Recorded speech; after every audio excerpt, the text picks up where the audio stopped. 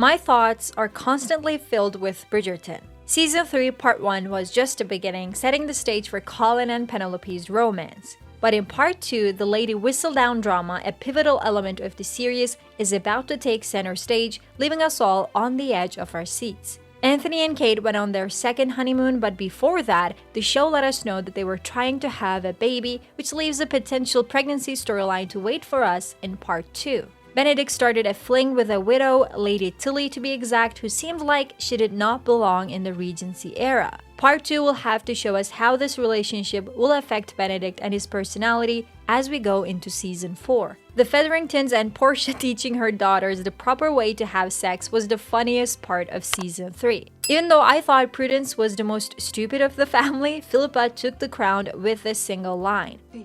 When he inserts himself. Inserts himself? Inserts himself where?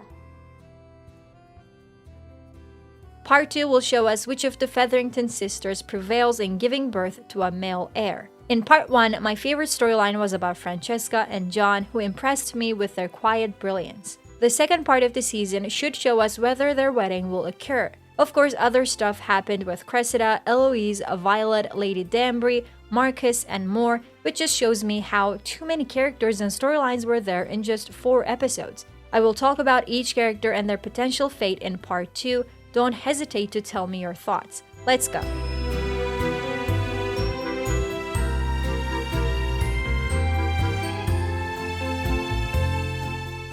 Colin and Penelope. As they are the primary couple of the season, I have too much expectation for this duo. First, everyone will know about their engagement. Colin is engaged to Penelope Featherington. Although Eloise will not be happy about it since she believes Colin has to know about Lady Whistledown, which is only fair to be honest. Eloise, does he know? But you are Whistledown? Before Colin learns about it though, the two will already go all the way, and I believe the mirror scene takes place before Colin learns as well. Colin tells Penelope in Romancing Mr. Bridgerton, "I want to see you sitting up so I can see them full and lovely and large. And then I want to crawl behind you and cup you, and I want to do it in front of a mirror." Oh boy, this scene has been teased so much, it better be worth it.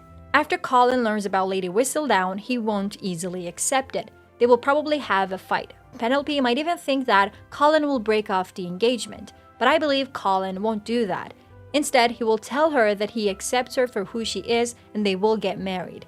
We might even see a pregnant Penelope at the end of the season. As for whether the rest of the ton learns about Lady Whistledown, I think they will, especially considering how the Queen puts a bounty on Lady Whistledown. What are your thoughts on this? Francesca and John. In Part 2, the only potential problem I see for this couple is the Queen's pre-arranged match for Francesca. However, there might be a character who could persuade the Queen about their love and mutual admiration. I believe Lady Danbury, being close to the Queen, would be the best person to vouch for Francesca and John. I think they will likely get married this season, although we might not witness their wedding as the season's focus is on Colin and Penelope. We should also meet Michael in Part 2. Michael is John's cousin and Francesca's main love interest in the Bridgerton books. There are rumors about Michael being gender-bent and turning into Michaela. Some people are saying that the actor Masale Baruza, who we all thought would play Sophie, is actually going to play Michaela. I personally don't want to believe this, but the rumors have been repeated so many times that I'm starting to think that it might be true.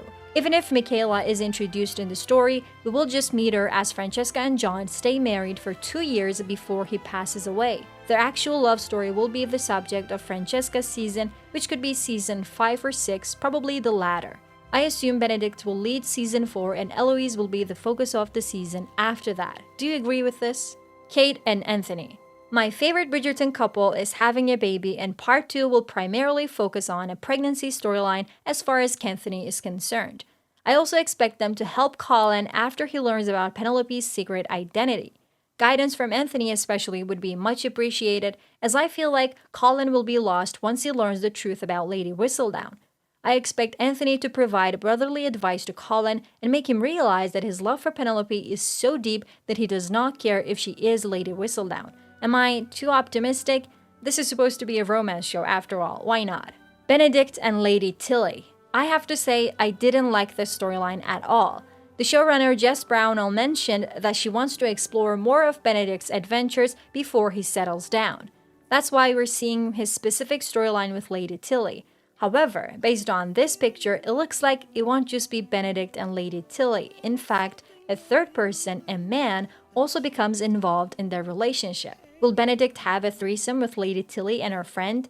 Is this suggesting that Benedict might be bisexual? I think this might be the case for part 2. If they focus on this storyline, I don't think Sophie, Benedict's love interest in the Bridgerton books, will appear this season. I had hoped that Violet would host the masquerade ball at the end of this season and Benedict would meet Sophie there for the first time, but it seems like this might happen at the start of the next season. Cressida and Lord Debling. Do we actually believe these two will get married? I personally don't. As the teaser for part 2 shows, Cressida will involve herself in the Lady Whistledown business, which won't end well for her, I'm afraid. I don't think Lord Debling would want to be with someone so wrapped up in scandals. He just wants a woman who will manage his estate while he's away looking at birds for 3 goddamn years. Eloise. Part 1 didn't signal any love story for Eloise, but the showrunner did say that the relationship between Penelope and Eloise is the second love story of the season. Aww, this only tells me that they will make up and return to how they were, but only after Colin learns about Lady Whistledown and is okay with it all.